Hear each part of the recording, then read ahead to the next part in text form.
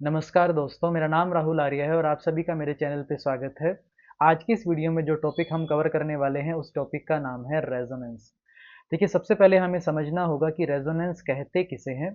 तो मैं एक एग्जांपल के साथ आपको समझाना चाहूँगा कि कई बार ऐसा देखने में आता है कि एक मॉलिक्यूल के एक से ज़्यादा स्ट्रक्चर पॉसिबल हो सकते हैं। फॉर एग्जांपल, मान लीजिए एक बड़ा इंपॉर्टेंट मॉलिक्यूल है हमारी केमिस्ट्री में, C6H6 करके, जिसका नाम है बेंजीन। तो ये देखने में आता है कि भी इस मॉलिक्यूल के एक से ज़्यादा स्ट्रक्चर पॉसिबल हो सकते हैं। लाइक अगर मैं एक स्ट्रक्चर बनाऊं तो कुछ इस काइंड का स्ट्रक्चर हो सकता है। और इसी स्ट्रक्चर में एक हल्का सा, क्योंकि यहाँ पर जो बॉन्ड प्रेजेंट है, पाई इलेक्ट्रॉन्स, मल्टीपल बॉन्ड्स, वो कॉन्जुगेशन में प्रेजेंट है, डबल सिंगल, तो ये अपनी पोजीशंस एक्सचेंज कर सकते हैं। और पोजीशन चेंज करने के बाद एक स्ट्रक्चर दूसरे स्ट्रक्चर में कन्वर्ट हो जाता है। तो सेकंड काइंड का स्ट्रक्चर अगर मैं आपके सामने यहाँ पर ड्रॉ करता हूँ, तो उसके अंदर जो डबल बॉन्ड का जो पोजीशन रहेगी, वो इनिशियल वाले स्ट्रक्चर से थोड़ी चेंज हो जाएगी।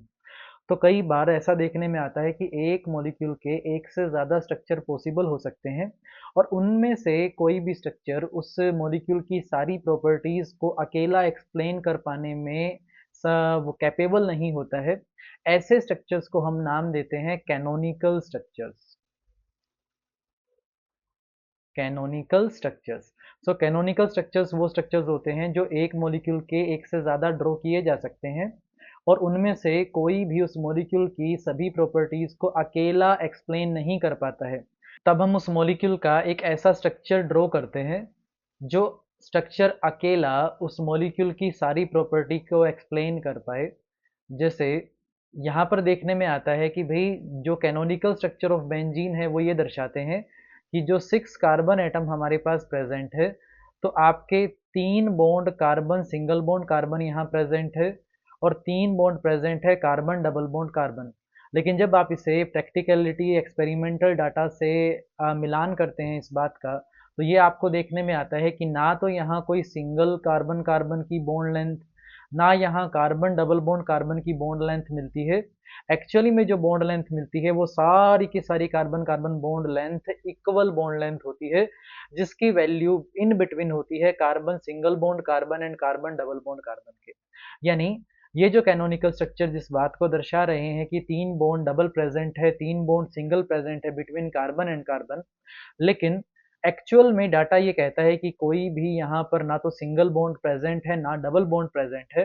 तब हम एक ऐसा स्ट्रक्चर ड्रॉ करते हैं इस बात को प्रूव करने के लिए, जिस स्ट्रक्चर को हम रेजोनेंस हाइब्रिड कहते हैं। Resonance hybrid. और ये ऐसा स्ट्रक्चर होता है, इमेजिनरी स्ट्रक्चर आप ड्रॉ करते हैं, जो सारी प्रॉपर्टीज उस मॉलिक्यूल की एक्सप्लेन कर देता है, जिसे हम actual structure of that molecule भी कहते हैं। क्योंकि जिस स्ट्रक्चर ने उस मॉलिक्यूल की सारी प्रॉपर्टीज को एक्सप्लेन कर दिया, वही उसका एक्चुअल स्ट्रक्चर भी कहलाता है।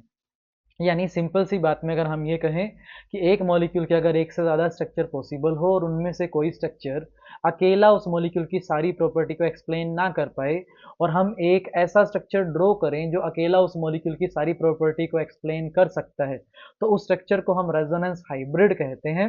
और फिनोमिना को हम रेजोनेंस बोलते हैं। यानी रेजोनेंस बेसिकली एक फिनोमिना है जो एक्सप्लेन कर पा रहा है कि भी एक्चुअल में, प्रैक्टिकल में, किस मॉलिक्यूल का स्ट्रक्चर कैसा होगा। एक आधा एग्जाम्पल के साथ इसे और समझने की कोशिश करते हैं। देखो, हम अगर एक मॉलिक्यूल लेके चलें, R C double bond O and O H. अब क्योंकि ये कार्बोक्सिलिक एसिड का एग्जाम्पल मैंने लिया, तो कार्बोक्सिलिक एसिड ऐसे एसिड्स होते हैं जो बड़े आसानी से H पॉजिटिव आयन देते हैं, और कार्बोक्सिलेट आयन आपको मिलता है। तो ये यहाँ R C double bond O and O negative, इस 4 स्पीसीज का मैंने स्ट्रक्चर बना दिया। तो एक क्वेश्चन अराइज करता है कि अगर आप कार्बोक्सिलेट आयन के स्ट्रक्चर को देखें, तो यहाँ पर एक carbon double bond oxygen present है, और एक carbon single bond oxygen present है। तो अगर आप प्रैक्टिकल वे में अगर इसके डाटा को निकालें स्पेक्ट्रोस्कोपी से, और ये देखना चाहें कि भी वहाँ पर बेसिकली कितने बॉन्ड लेंथ प्रेजेंट है कार्बन डबल बॉन्ड ऑक्सीजन की और कार्बन सिंगल बॉन्ड ऑक्सीजन की, क्या कैसे अलग अलग बॉन्ड लेंथ है यहाँ पे, तो ये देखने में आता है कि यहाँ पर ऐसे डिस्टिंक्ट अलग अलग बॉन्ड लेंथ प्रेजेंट नहीं है। और दोनों कार्बन ऑक्सीजन की जो बॉन्ड लेंथ है वो बिल्कुल इक्वल होती है और वो single bond and double bond के इन बिटवीन होती है। देखिए सिंगल बॉन्ड लेंथ में बड़ा होता है और डबल बॉन्ड लेंथ में छोटा होता है। तो ये जो बॉन्ड लेंथ यहाँ पर हमें मिल रही है ये बीच में मिल रही है। ये सिंगल बॉन्ड और डबल बॉन्ड की बॉन्ड लेंथ के बीच में आती है। तो हो क्या रहा है एक्चुअल के अंदर, यहाँ पर ये R C double bond O and O negative, ये नेगेटिव चार्ज जो प्रेजेंट है ये डिलोकलाइज हो रहा है, जिसकी वजह से आपकी एक कैनोनिकल फॉर्म दूसरे में कन्वर्ट हो जाती है। तो ये सी ओ नेगेटिव बन गया और नीचे वाला आपका ऑक्सीजन का डबल बॉन्ड ओ आ गया, यानी एक स्ट्रक्चर दूसरे स्ट्रक्चर में कन्वर्ट हो जाता है। ऐसे स्ट्रक्चर को हम बोलते हैं कैनोनिकल स्ट्रक्चर्स। फिर हम एक ऐसा इमेजिनरी स्ट्रक्चर ड्रॉ करने की ट्राई करते हैं यहाँ पे, जो अकेला इस मॉलिक्यूल की सारी प्रॉपर्टी को एक्सप्लेन कर पाए, अकेला। तो यहाँ पर हम ये कह रहे हैं कि भी ये जो नेगेटिव चार्ज आपका नजर आ रहा है वो पूरे के पूरे इस सी ओ एंड ओ के बीच में सर्कुलेट हो रहा है।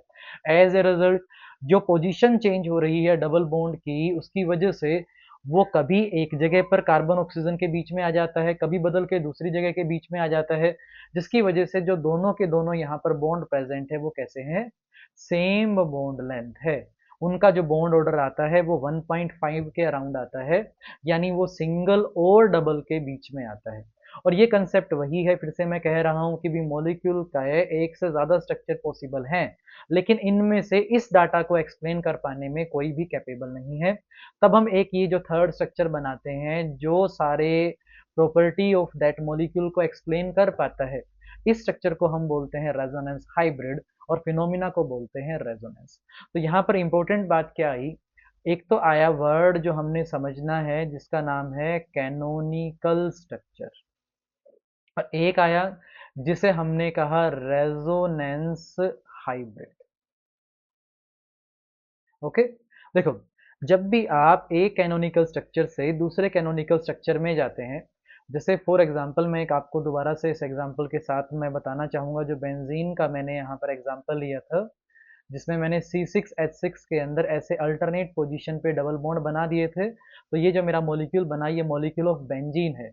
अब यहाँ पर एक कैनोनिकल स्ट्रक्चर जब दूसरे कैनोनिकल स्ट्रक्चर में कन्वर्ट होता है तो कुछ ध्यान देने वाली बातें होती है।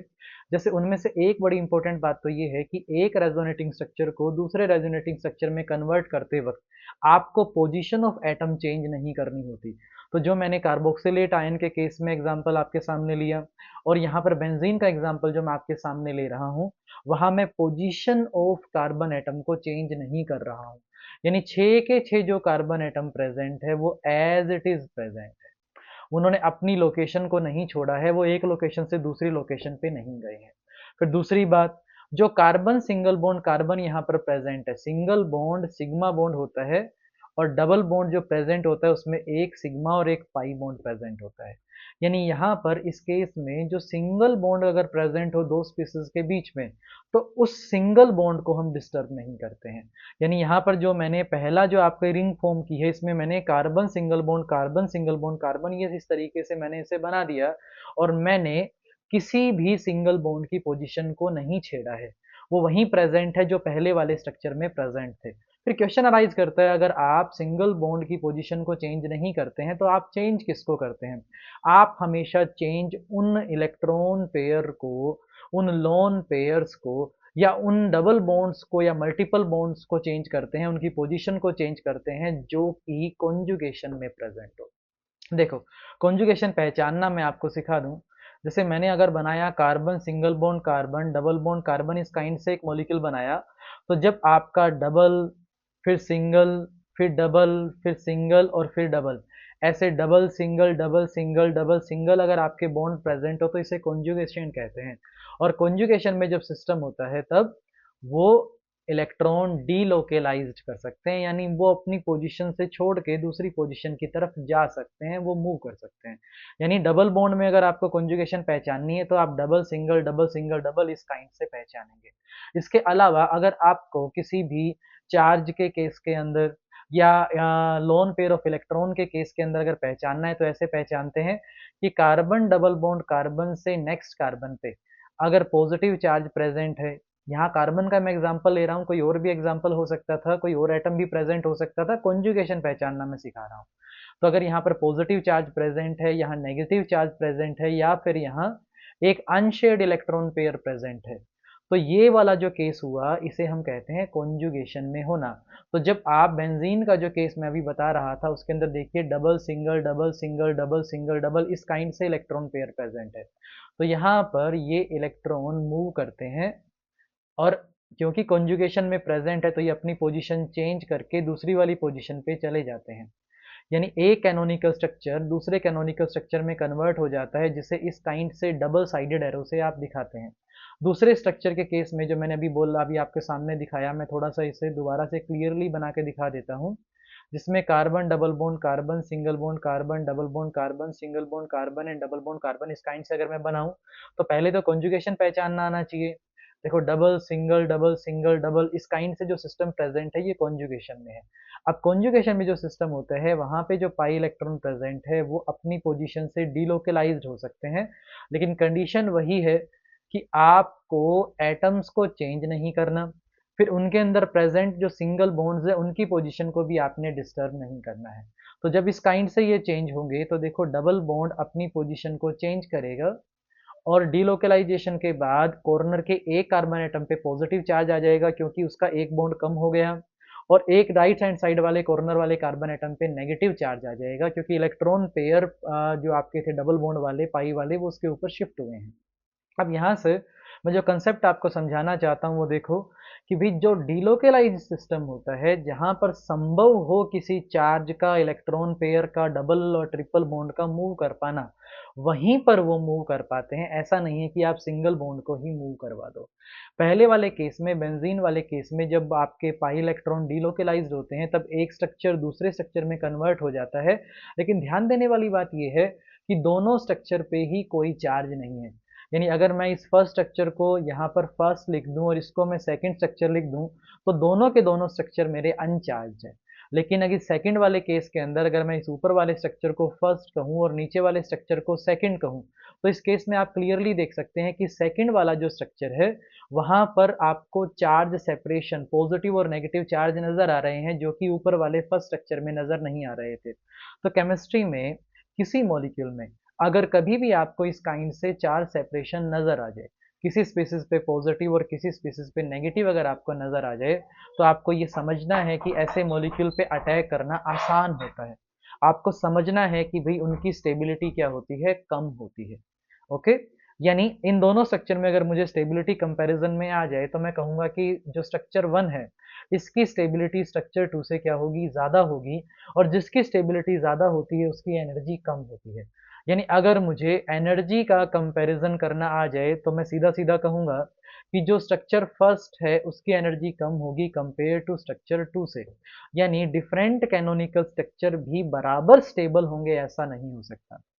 हमें ये देखना पड़ता है कि भाई वहाँ चार्ज सेपरेशन है या नहीं है। फिर कभी अगर आ जाए कि भी किसी भी केस में आपके चार्ज स्ट्रक्चर बन रहे हो और चार्ज आ रहा हो किसी एटम के ऊपर, पॉजिटिव और नेगेटिव चार्ज, तो हमें इस बात का ध्यान रखना होता है कि पॉजिटिव चार्ज किसी इलेक्ट्रोपॉजिटिव स्पीसीज पर और नेगेटिव चार्ज किसी इलेक्ट्रोनेगेटिव स्पीसीज पर ज़्यादा स्टेबल होता है। इसीलिए चार्ज स्ट्रक्चर की स्टेबिलिटी भी हम कंपेयर कर सकते हैं, जिससे हम उनकी एनर्जी भी कंपेयर कर सकते हैं। तो चार्ज स्पीसीज और अनचार्ज स्पीसीज के बीच में अनचार्ज स्पीसीज हमेशा ज़्यादा स्टेबल होगी और उसकी एनर्जी कम होगी, और चार्ज स्पीसीज के केस में हमें देखना पड़ेगा कि वो जो चार्ज आ रहा है पॉजिटिव और नेगेटिव चार्ज वो किन स्पीसीज पे आ रहा है। अगर आपको इतनी चीज़ें समझ में आ गई तो आपको ये समझ में आ गया होगा कि एक मॉलिक्यूल के एक से ज़्यादा कैनोनिकल स्ट्रक्चर किस तरीके से बनते हैं। अब अगला कंसेप्ट जो मैं यहाँ आपको सिखाना चाहूँगा उस कंसेप्ट का नाम है, जो कैनोनिकल स्ट्रक्चर पढ़ लिया हमने, वो स्ट्रक्चर जो डीलोकलाइजेशन से आप बना सकते हो। रेजोनेंस हाइब्रिड पढ़ लिया हमने। रेजोनेंस हाइब्रिड वो स्ट्रक्चर होता है जो अकेला उस मॉलिक्यूल की सभी प्रॉपर्टी को एक्सप्लेन कर पाने में कैपेबल होता है। तीसरा जो हमें पढ़ना है इसे कहते हैं resonance energy. Resonance energy, resonance energy है क्या और इसका रोल क्या है? देखो, जब भी कभी रेजोनेंस का कंसेप्ट आता है, डीलोकलाइजेशन का कंसेप्ट आता है, इस डीलोकलाइजेशन से सिस्टम को, मॉलिक्यूल को एक फायदा होता है कि मॉलिक्यूल स्टेबलाइज हो जाता है, उसकी स्टेबिलिटी बढ़ जाती है क्योंकि उसकी एनर्जी कम हो जाती है। तो रेजोनेंस एनर्जी क्या है? ये एनर्जी डिफरेंस है किसके बीच में? Most stable canonical structure minus, यानी सबसे स्टेबल कैनोनिकल स्ट्रक्चर, यानी जिस कैनोनिकल स्ट्रक्चर की एनर्जी सबसे कम है वो वाला, माइनस रेजोनेंस हाइब्रिड। यानी इन दोनों के बीच के जो एनर्जी डिफरेंस होगा उसे हम रेजोनेंस एनर्जी कहेंगे। यानी हम सीधा का सीधा ये बात कहना चाहते हैं कि रेजोनेंस के कंसेप्ट की वजह से मॉलिक्यूल की जो एनर्जी है वो डाउन जा रही है। जितनी वो डाउन जा रही है उसे कहते हैं रेजोनेंस एनर्जी। और जब भी आपके सिस्टम की एनर्जी डिक्रीज करेगी उसकी स्टेबिलिटी बढ़ेगी। यानी सीधा का सीधा कंसेप्ट है कि रेजोनेंस स्टेबिलिटी लाता है। रेजोनेंस मॉलिक्यूल को, स्पीसीज को स्टेबलाइज करता है, चाहे वो चार्ज स्पीसीज हो चाहे वो अनचार्ज स्पीसीज हो। जैसे मैंने आपको कहा कार्बोक्सिलेट आयन, तो कार्बोक्सिलेट आयन क्योंकि एक आयनिक स्पीसीज है, कम स्टेबल है, लेकिन इस आयनिक स्पीसीज में क्योंकि रेजोनेंस प्रेजेंट है तो ये उनसे ज्यादा स्टेबल है जिनमें रेजोनेंस प्रेजेंट नहीं होता है। ओके, यानी हमने ये सीखा कि रेजोनेंस किसे कहते हैं, कैनोनिकल स्ट्रक्चर क्या होता है, रेजोनेंस हाइब्रिड किसे बोलते हैं, और रेजोनेंस एनर्जी किसे कहते हैं। अब जिसके केस में जितनी ज्यादा अमाउंट ऑफ एनर्जी रेजोनेंस के कारण रिलीज होगी, और ज्यादा अमाउंट ऑफ रेजोनेंस एनर्जी किसमें रिलीज होती है, जिसमें ज्यादा केसेस, ज्यादा चांसेस ऑफ डिलोकेलाइजेशन हो। यानी जितने ज्यादा कैनोनिकल स्ट्रक्चर पॉसिबल होंगे उतना ही ज्यादा डिलोकेलाइजेशन पॉसिबल होगा, और जितना ज्यादा डिलोकेलाइजेशन पॉसिबल होगा उतनी ही ज्यादा एनर्जी डिक्रीज करेगी, रेजोनेंस एनर्जी की वैल्यू उतनी ज्यादा होगी, और जितनी ज्यादा रेजोनेंस एनर्जी की वैल्यू होगी स्टेबिलिटी ऑफ मॉलिक्यूल भी उतनी ज्यादा होगी। तो हमने आज की इस क्लास में कुछ सिंपल से एग्जांपल के साथ समझना चाहा कि रेजोनेंस किसे कहते हैं, रेजोनेंस एनर्जी क्या होती है। उम्मीद करता हूं कि आपको समझ में आए होंगे। आज की इस वीडियो के लिए इतना ही, मिलते हैं अगली वीडियो में। धन्यवाद।